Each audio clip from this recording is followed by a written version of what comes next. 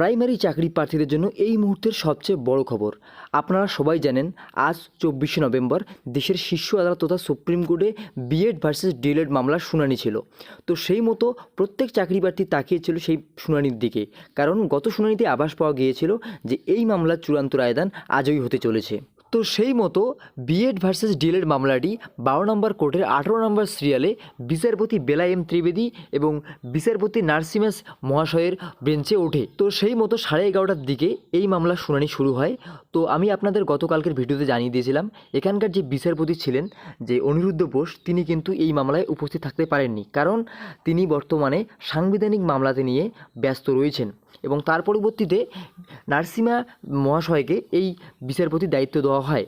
তবে তিনি যেহেতু নতুন, সেক্ষেত্রে এই বেলা এম ত্রিবেদীও শুধুমাত্র গত শুনানিতে শুনছিলেন, তাই তাদের এই ম্যাটারটা বুঝতে হয়তো কিছুটা সময় লাগছে এবং এই জন্যই বিচারপতির পক্ষ থেকে, অর্থাৎ বিচারপতি বেলা এম ত্রিবেদী এবং বিচারপতি নার্সিমা রায়ের যে বেঞ্চ রয়েছে, সেই বেঞ্চ এই মামলার পরবর্তী শুনানি 14ই ডিসেম্বর ধার্য করেন। অর্থাৎ এই মামলার শুনানি আগামী ডিসেম্বর মাসের 14 তারিখ আবার হতে চলেছে।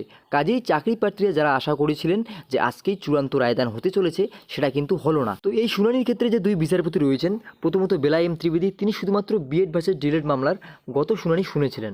এছাড়াও নার্সিমা মহাশয় যে রয়েছেন, তিনি শুধুমাত্র আজ এই মামলায় প্রথম উপস্থিত ছিলেন, কারণ যেখানে গোটা দেশের বিএড এবং ডিএলএড চাকরি প্রার্থীদের ভবিষ্যৎ জুড়ে রয়েছে প্রাথমিক শিক্ষক নিয়োগের ক্ষেত্রে, সেখানে একটিমাত্র শুনানির মাধ্যমে এই চূড়ান্ত রায়দান ঘোষণা করেননি বিচারপতি বেলা এম ত্রিবেদী এবং বিচারপতি নার্সিমা।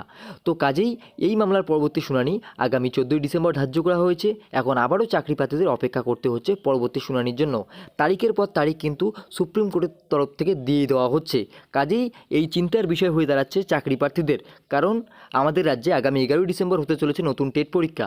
সেক্ষেত্রে পরীক্ষা দেওয়ার পর যদি বিচারপতি নির্দেশ দেন যে বিএডদের সমান সুযোগ দেওয়া হবে না, সেক্ষেত্রে কিন্তু অবশ্যই একটা বড় সমস্যায় পড়বেন বিএড চাকরি প্রার্থীরা। কাজেই এখন দেখার বাকি আগামী 14ই ডিসেম্বর কী হয় সুপ্রিম কোর্টে, সেদিকেই নজর থাকবে সবার।